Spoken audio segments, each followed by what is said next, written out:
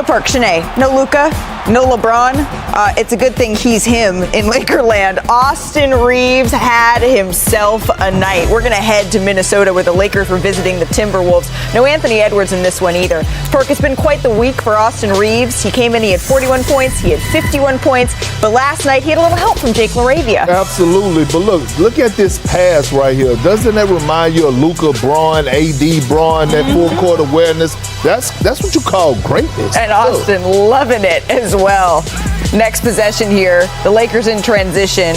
Reaves, this connection again, Perk. I know, look at the spacing, the sprinting of the floor, the drive and kick. Nice little move right there off the one leg, little Dirk action. So let's go to fourth quarter now. The Lakers lead 102-89. Austin Reaves drives, connects again with LaRavia. Drains the three. Jake LaRavia finished with a game, 27 points, 10 of 11 shooting. Anthony Edwards and a fan could not believe it.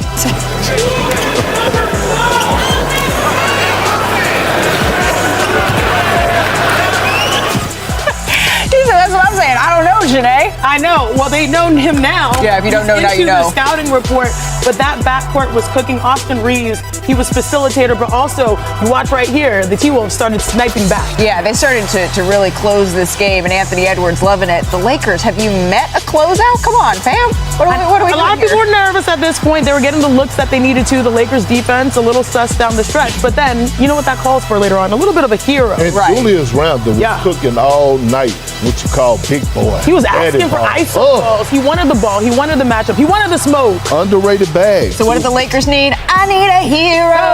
Austin Reaves. Guy you want with the ball in his hands. Drives. Splits the screen and roll. Tough nice little little floater. feathery touch. And look at the celebration, too. Yeah. This is a Lakers team that's happy for each other's success. That's a good sign. We love to see it. Lakers win 106-105. Reaves had 28 points. Here he was after the game.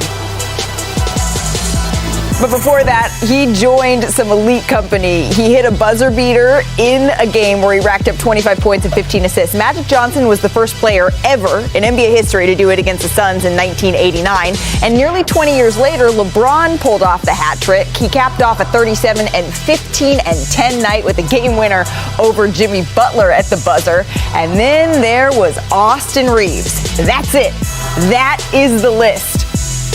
Shanae, how was it that Reaves was able to get this done down the stretch? We got to take one more look at this shot here. So impressive. I feel like anytime we have a game winner, a buzzer beater in the NBA, we got to do something. So I'm asking you guys to tell me, like, what should we do? Should, jump? Something crazy, because it was wild. With 1:45 left in the third, the Lakers were up by 20. And then after a huge T-Wolves run, they were down by 1 with 10 seconds left. Then Austin I'm Him Reaves with his first buzzer beater. Let's break it down. So they knew what they wanted, the Lakers. They wanted a switch. That's why Rudy Gobert is ringed right here. He does a good job going up against Jaden McDaniels, who's also a great defender, but their switch is coming. So Austin is going to bait it. Good screen by DeAndre Ayton. Now, when you have a big out there, you split the screen. It doesn't matter that he's a 4-time Defensive Player of the Year, but watch Dante DiVincenzo right here. He thinks he's going to go all the way to the rim. He goes for the charge. Last minute hits the floater. It was a beautiful shot by Austin Reaves, understanding the game. What this showed me was his basketball IQ. And y'all, Austin Reaves, he's having a generational start. He is the second NBA player in NBA history to average 40 points and 10 assists on 50, 40, 90 shooting. The only other person that got that type of numbers, that type of production, they made a nickname for him. Dame Time, Damian Lillard. Great start for AR. Okay, so the nickname is, the bank is then open. People need one for AR, right? They may have seen this buzzer beater go down after midnight on the East Coast, but that didn't keep social media, the praise from pouring in. Some people may be surprised what they're seeing from Austin Reaves, but you know who's my not? tweet made it up here. Well, we had to blur out LeBron's. That's the only reason it's not up there. All right. Oh, there we go. There it is. All right, let's take a listen to Austin Reaves. He's not surprised. I was with my mom's best friend. I was probably like 7, and I didn't even really play basketball yet. And she asked me what I wanted to do when I was older, and I said I wanted to play in the NBA. And I had played basketball in the yard and stuff. And she was like, because I played a lot of baseball, and she was like, "Oh, you mean the MLB?" And I was like, "Nah, I want to play in the NBA." And I don't know why I said it, because I didn't love the game at that point, but it was meant to be. And yeah, I mean, it's it's obviously fun when the tie, but as low as you get, sometimes the struggle's fun too. You have to figure out how to get through it. You got to be a problem solver on the go. It's not easy. It's been a fun week. Over the last 3 games, as we say hello to our senior writer, Brian Windhorst, Austin Reaves, we've seen the scorer, we've seen Austin Reaves, the facilitator, we've seen Austin Reaves, the finisher. Perk, what's the most impressive part? Everything. Underrated defender. We know he could put the ball in the bucket. We respect his handle and his being able to create for others and himself. But I saw greatness last night. I saw greatness. And y'all didn't heard me over the last 4 or 5 years. What I always say about superstars, star players. When you're able to get yours and make others around you better. That's what we saw last night. Austin Reaves, the ultimate floor general, last night making guys around him better. LaRavia, career night. Rui Hachimura cooking. DeAndre Ayton catching in his sweet spot with that feathery little 15-footer. Damn it, that's what I saw last night was greatness. Well, I think the question becomes, Lakers fans are watching this, they're getting excited, and they think, all right, well, we're going to get Luka back, hopefully, as soon as next week. We're going to get LeBron back at some point in November. So, Brian, the void for him to fill these roles, it won't necessarily be there for long. How can Reaves sort of build off of this stretch when those two come back? Well, they need to realize that they can run sections of the game through Austin Reaves, and that's what they're going to, I'm sure JJ Redick is going to do. The thing about this game that was so impressive to me, the entire Timberwolves game plan was set up against him. They put Jaden McDaniels, their 6'8", or their 6'10" defensive ace, on him. That's the kind of treatment the other team's best player gets. And Reaves was getting trapped in this game. They were really trying to force him, and guess what?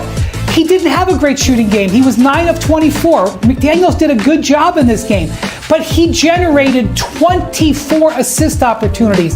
He went from being the guy who was going to score 40 or 50. They didn't want to let him do it, so he created for his teammates. Guys, that is what a superstar does. He takes what's given to him and he dominates whatever is given to him. That's how Luka plays. That's how LeBron plays. And this message that Austin is sending is that's how I can play too. Brian, the most magical unlock of this game, this masterpiece by Austin Reaves, even though it wasn't perfect, was the fact that he unlocked DeAndre Ayton's game. To me, that's the most sustainable thing for Lakers' success. It's not just LeBron, Luka, and Reaves. They need a big that can be productive, and we saw that in the short roll. DeAndre Ayton, 8 for 11, 17, and I think 10. Those are the types of plays that you need from your big. He was not timid. He was playing with force. He has some stomp in him, a little bit of stomp. That's what Perk's been wanting. So if DeAndre Ayton is able to be this confident, I mean, at points he was ducking in over Rudy Gobert, knocking down that hook shot. He had a beautiful touch in the mid-range. That's the DeAndre Ayton that will make the Lakers so much better, and you have to credit Austin Reaves for making his teammates better. And again, look at those pocket passes. Yeah. So it wasn't DeAndre, keep rolling, I need you at the rim. Short no, roll. I've been watching film, and I saw with CP3, you like it in the short roll. Right. So, again, greatness to Austin Reaves. And I don't know if Austin Reaves is a 25-point-per-game scorer when those two come back, but I do know since Luka debuted, Austin Reaves, Luka, LeBron all have averaged 20 and 5, right? That is what the Lakers need, along with DeAndre Ayton, for them to be able to keep pace in this very crowded Western Conference. Since I just drove here like a madwoman from the ESPN W Summit, I figured we'd continue taking a little trip, go coast to coast. We'll check in on the Eastern Conference, though. We'll start in Chicago with the undefeated, yes, you heard that right, Chicago Bulls. Matas Buzelis, a season-high 27 and a win over the Kings. 4-0 on the season, one of 4 remaining unbeaten teams. I can't speak today, Shanae, so tell me what's happening in Chicago. Well, what's interesting is that 86% of the time you make the playoffs if you start 4-0, so signs are looking good in Chicago. They have a pretty well-balanced roster with Giddey at the point guard, Vooch at the center. I do like what they're building. It was a soft rebuild, but it looks like it's working with a wide-open Eastern Conference. Shanae's stat of the day. Next up, the Hawks. They got a win in Brooklyn. The Atlanta bench, they actually outscored the starters in this one, mainly because Trae Young left in the first quarter with a right knee sprain. So, Perk, how much trouble are they in if he misses any time here? Well, I mean, they just got to find a way. To me, I looked at their schedule. They could win like 2 out of their next 3 games. And again, I'm going to rely on the guy, Jalen Johnson. I think he's going to have to put this team on his back and show them what he's capable of doing. He had 23 points last night. Quinn Snyder did say the most important thing is it's not his ACL, which is good news. All right, finally, Jaylen Brown put the Cavaliers in a blender and compressed puree. This buzzer beater was part of his 85th career 30-point game, 6th most in Celtics history. Mr. Windhorst, rocky start. How are we feeling about Boston, though? Quintessential Jaylen Brown game, doing it at both ends. His jumper was on in this game, hit 7 out of 8 uncontested shots. But defensively, he was also great. The Cavs just 4 of 10 when he was the primary defender, and they had no answer for him at the offensive end. He scored on 5 different Cavs defenders. When Jaylen Brown plays like this, Celtics still dangerous. Yeah, we were unsure of Donovan Mitchell's status going into this one, but he did play. Their offense, though, hasn't been the same in the early going. They're just 17th offensively after leading the league on that side of the ball last year. But Perk, I hear you spy something on this Cavaliers squad. I'm Kendrick Perkins, better known as Big Perk, and nothing gets past me. Freeze! Just when you thought it did get past me, there I am. I spy a problem. I spy it all. Carry the hell on. You damn right I spy something. I spy a bunch of cupcakes, creamy in the middle, sweet. That's what I spy when I think about the Cleveland Cavaliers. Don't come giving me they were embarrassed, they had a horrible offseason, and you come out and you play with not a lack of sense of urgency. On top of that, no effort. And it starts with your people in the middle, including Evan Mobley, okay? And we're looking at this play. We know he's skilled, but to take the next jump, I need to see more effort. The Celtics, one of the worst rebounding teams in the league this season, out-rebounded them. And then we look at this effort right here. Okay, you don't get the long rebound. Now look at this closeout.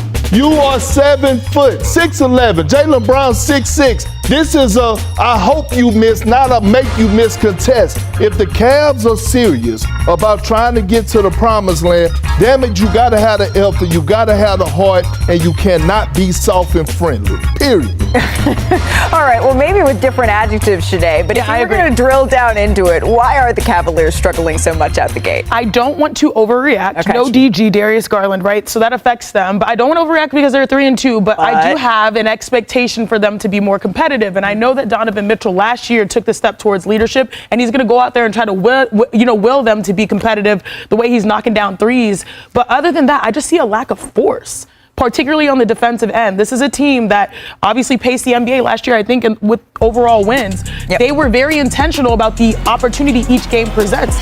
This was a Celtic squad that was kind of just vibing. This was a Joe Mazzulla quintessential type of game. Everyone shoot threes, and then all of a sudden when there's smoke, there's fire. They gave confidence to their opponents by not dictating. And to me, that's not the standard. When you understand this year, they have a chance to win it all. This is a team that is fully capable when healthy. So the Cleveland Cavaliers, I just noticed the lack of toughness defensively, where that should be their bread and butter. Go ahead, Wendy.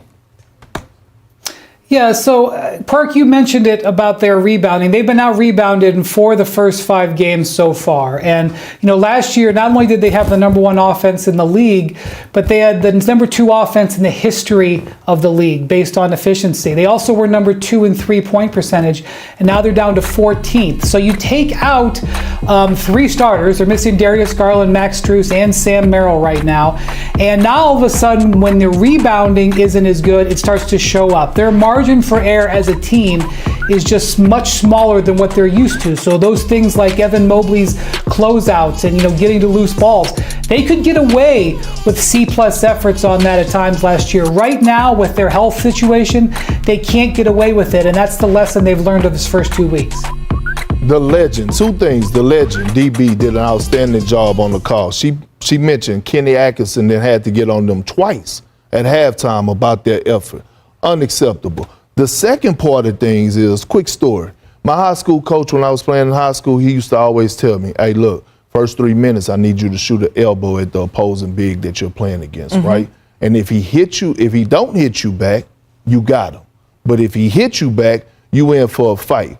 All I'm saying is, at what point are somebody on the Cavs going to be the instigators and not the retaliators? At some point, you got to check the temperature, and it can't come from your guards. Yeah. It can't come from your guards. It got to come from your bigs. Guys, I'm with Shanae. We're only 4 or 5 games into the season, so we're not going to overreact to this. But the Cavaliers. That's my job. JJ Redick sees growth in Austin Reaves as a communicator and leader. With Luka Doncic and LeBron James sidelined, Austin Reaves has stepped up as the focal point of the Los Angeles Lakers offense. Head coach JJ Redick has handed him the keys, and Reaves has more than delivered, averaging an incredible 46.5 points, 7.5 rebounds, and 7 assists over his last 2 games while shooting 56.8% from the field and 50% from 3. But it's not just Reaves' scoring that's catching attention. With Doncic and LeBron, the team's primary voices and on-court communicators, both out, someone had to fill that leadership void. And according to Redick, Reaves has embraced that role with confidence. "Yeah, I've definitely noticed," Redick said when asked if Reaves has become more vocal. "A great example was when we challenged that call in the fourth quarter. I think Jeremy Grant deflected DK's, Dalton Connect's pass. We had just drawn up a simple baseline out-of-bounds play. The call was overturned, only 1.3 seconds left on the clock, and Austin came out of the timeout saying, 'DK cut under, I'll lob it over the top.' It's little moments like that that stand out. On both ends of the floor, he's been tremendous in team huddles. Yesterday, he was as locked in as I've ever seen him, going player by player, communicating during timeouts.